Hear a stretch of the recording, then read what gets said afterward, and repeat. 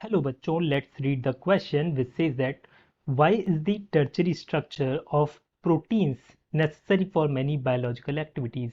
हमें बताना है प्रोटीन का जो टर्चरी स्ट्रक्चर होता है वो क्यों ज़रूरी होता है बायोलॉजिकल एक्टिविटीज़ के लिए. Here the key concept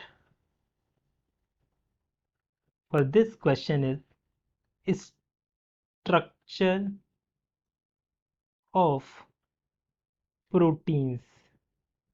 जब हम प्रोटीन्स के स्ट्रक्चर की बात करते हैं तो इसमें सबसे ज़्यादा इंपॉर्टेंट जो स्ट्रक्चर आता है वो कौन सा आता है? Tertiary structure. अब इंपॉर्टेंट मैं क्यों कह रहा हूँ इस स्ट्रक्चर को, टर्चरी स्ट्रक्चर को? वो इसलिए क्योंकि ये जो टर्चरी स्ट्रक्चर होता है ना, ये फंक्शनल कन्फिग्रेशन होती है पॉलीपेप्टाइड की. फंक्शनल कॉन्फ़िगरेशन होती है, कॉन्फ़िग्यूरेशन होती है ऑफ पॉलीपेप्टाइड.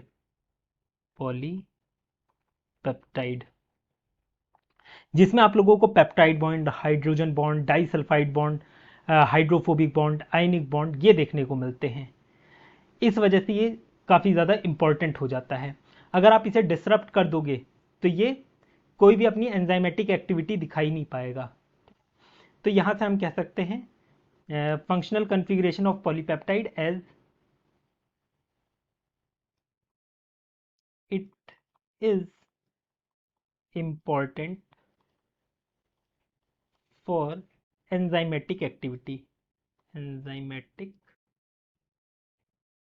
activity इस वजह से ये इंपॉर्टेंट होता है. आप लोगों को पता है बायोलॉजिकल एक्टिविटीज में सारी एक्टिविटीज किस पर डिपेंडेंट होती है? एंजाइम पर डिपेंडेंट होती है. अगर एंजाइम ही काम नहीं करेगा तो कोई रिएक्शन ही अकर नहीं हो पाएगी बॉडी के अंदर.